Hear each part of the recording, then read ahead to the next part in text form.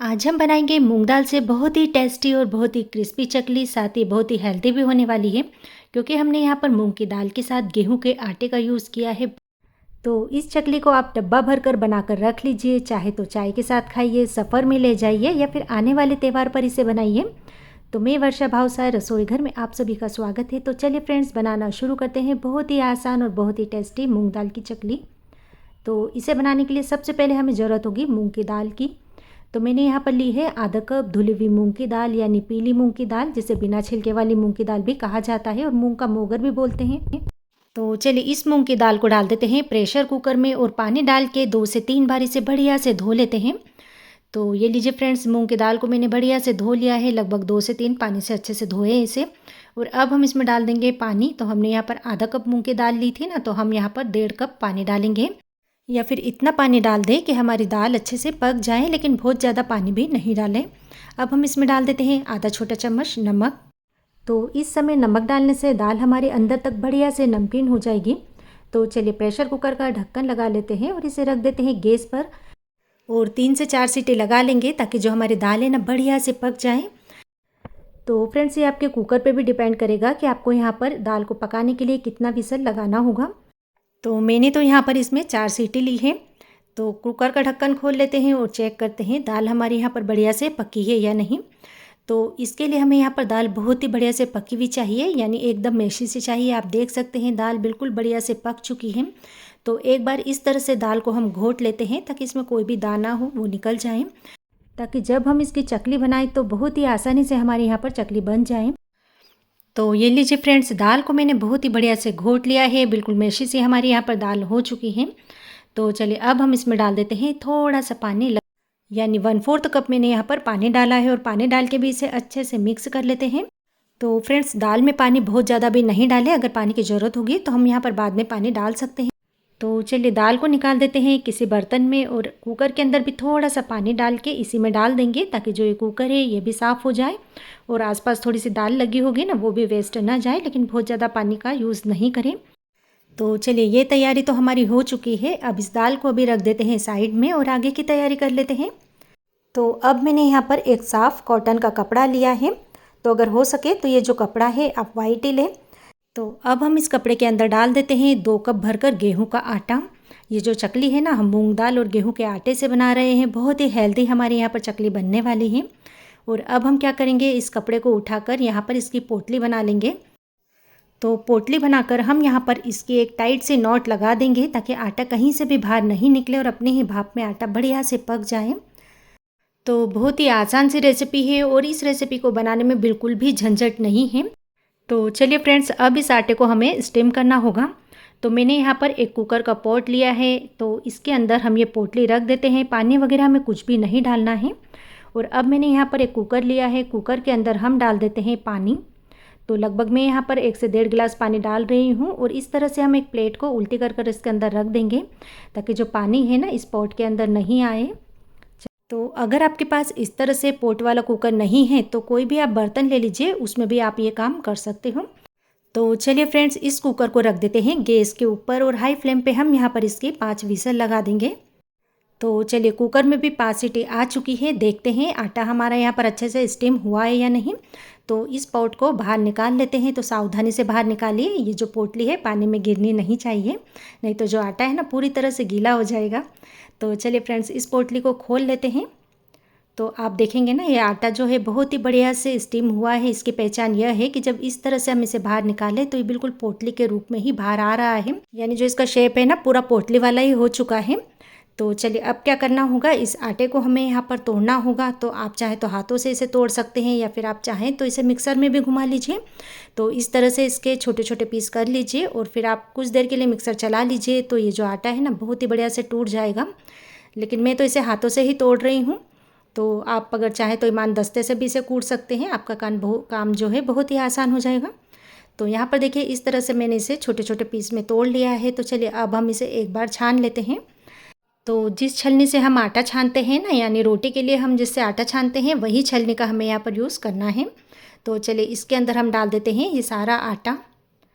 और एक बार इसे बढ़िया से छान लेते हैं। और अगर ऊपर कुछ पीसेस बचते हैं ना, तो इसे आप मिक्सर में घुमा लीजिए या फिर हाथों से ही तोड़ लीजिए इसे। तो मैं तो इसे हाथों से ही तोड़कर यहाँ पर इसका आटा बना रही हूँ।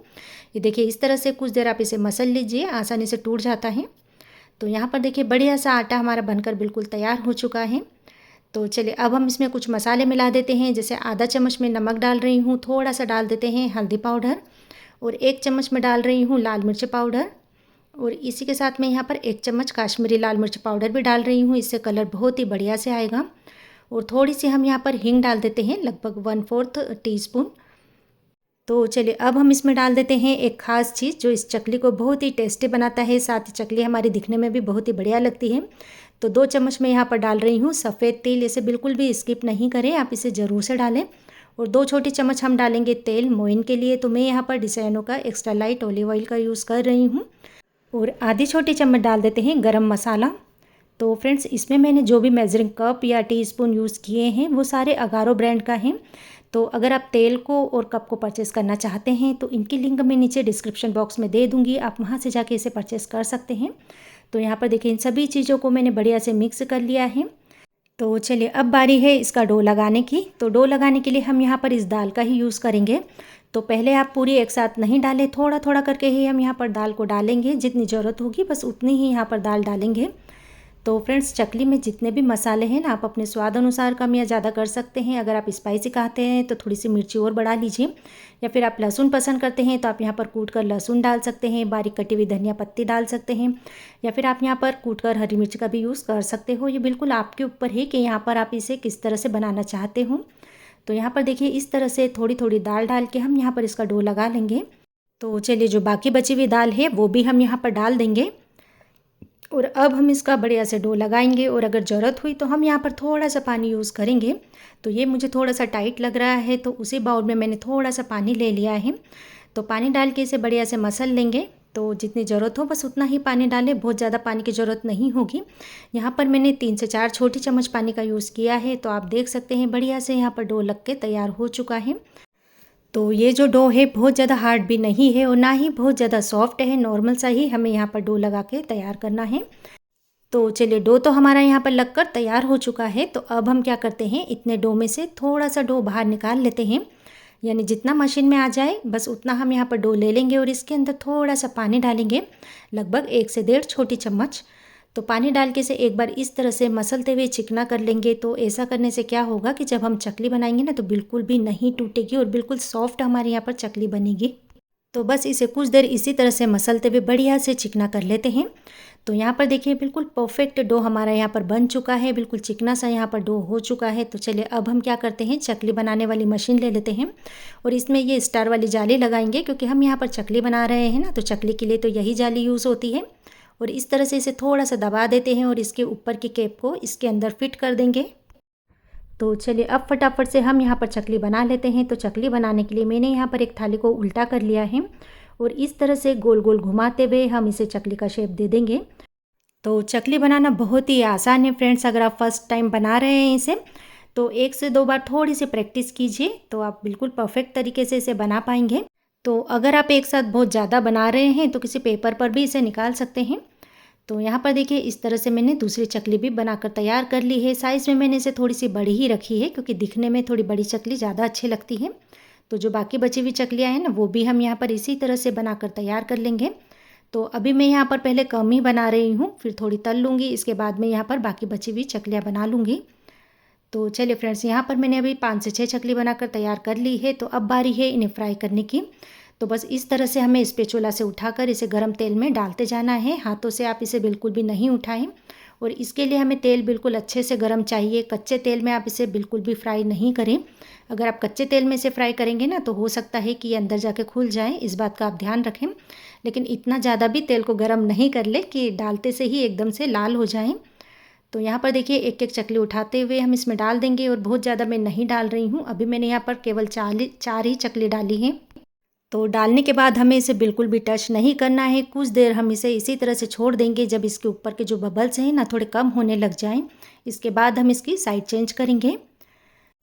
तो चलिए फ्रेंड्स, अब हम इन्हें पलट देते हैं। आप देखेंगे ना, एक तरफ से बहुत ही बढ़िया से फ्राई हो चुकी है, कढ़ाई में जाकर बिल्कुल भी नहीं खुली है और इस चकली को बनाने में बिल्कुल भी झंझट नहीं है। जब भी आपके पास टाइम हो आप दाल को बॉईल करके रख लीजिए और आटे को भी स्टीम करके रख लीजिए, तो आपका जो काम है बहुत ही आसान हो जाएगा। फिर तो आपको फटाफट से आटा लगाकर केवल चकली ही बनानी होगी।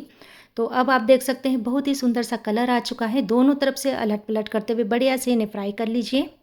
तो जो बाकी बची हुई चकली है ना, वो भी हम यहाँ पर इसी तरह से बनाकर फ्राई कर लेंगे। तो है ना फ्रेंड्स, बहुत ही आसान और बहुत ही हेल्थी रेसिपी। तो आने वाले त्यौहार पर आप इसे ज़रूर से ट्राई कीजिए और डब्बा भर कर इसे बनाकर रख लीजिए। तो आज की रेसिपी आपको कैसी लगी कमेंट बॉक्स में ज़रूर से बताइए, और अगर रेसिपी पसंद आ रही है तो वीडियो को लाइक एंड शेयर करना बिल्कुल ना भूलें। मिलते हैं एक नई रेसिपी के साथ।